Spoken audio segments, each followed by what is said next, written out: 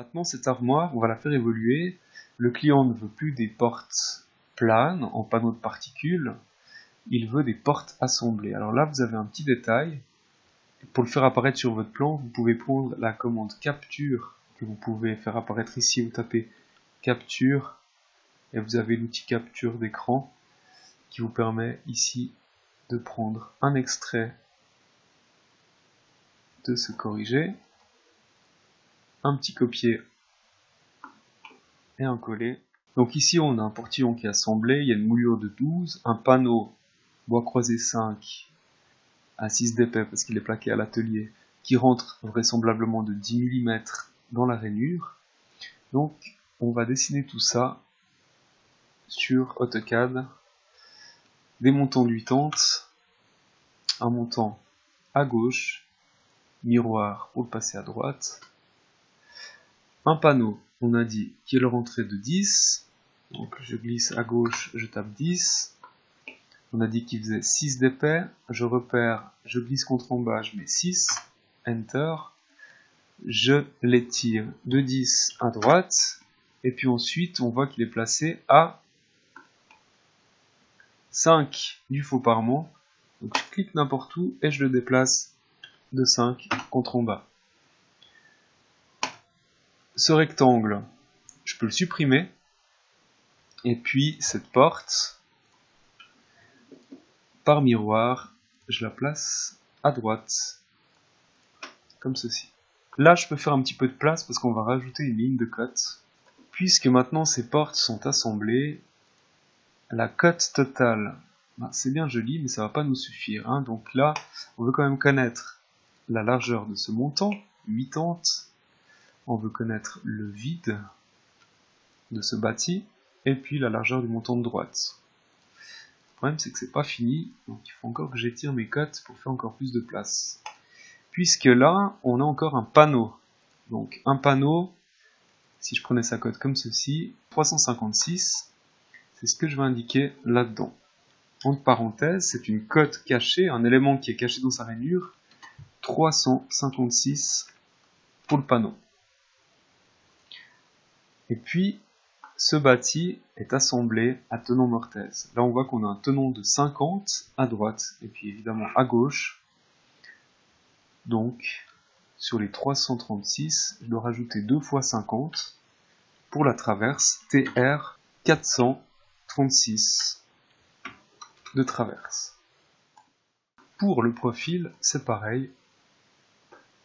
Alors là, soit on redessine les choses, 80, etc. 80 en bas, ou alors on se dit, j'ai une commande copier que je peux utiliser. Clac. J'ai une commande rotation et j'ai une commande déplacer, ce qui me permet de mettre ma porte assemblée sur la porte plane. Ensuite j'ai une commande étirer, donc je prends que la moitié inférieure de ma porte assemblée, je viens la chercher à son extrémité, on voit, je la prends par sa traverse, et cette traverse, je viens la mettre tout en bas, clac. Il n'y a plus qu'à supprimer la porte plane en panneau de particules, et là j'ai tout ce qu'il faut pour coter ma porte en profil. Donc je fais aussi un petit peu de place, et là, rebelote, j'ai une traverse cette fois-ci, j'ai toujours un vide de cadre, et j'ai une traverse en bas.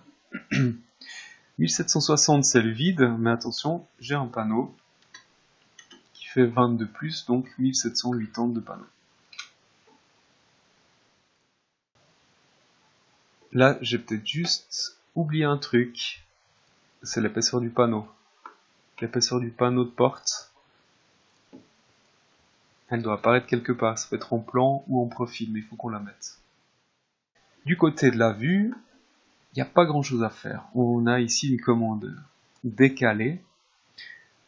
À partir du pourtour de la porte en panneau de particules, on va taper 80 de décalage, Enter, sélectionner le pourtour de cette porte en panneau de particules, et puis définir l'endroit de décalage.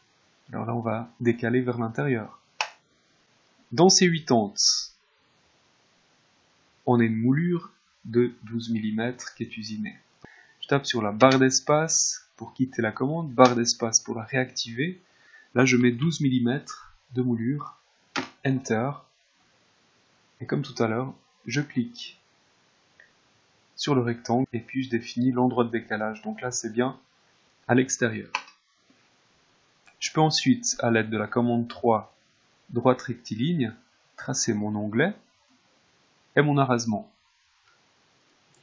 Je peux éventuellement le passer en gris, que ce soit pas prédominant sur votre dessin, un peu plus discret, et puis cet arasement, je peux le passer à droite. Une fois que j'ai les deux arasements, je peux les passer vers le bas. Et puis une fois que j'ai tout ça, si je fais un clic, enfin une capture, et puis que je vais encore sélectionner les arasements, je vais mettre de l'autre côté, par miroir, où on aurait pu prendre la commande copier, et puis clac, on est bon. Ah mince, avant j'aurais dû placer le bouton correctement. 60, on voit qu'on est pratiquement dans la moulure. Là on a un reste de bois de 68, donc ça ferait 34.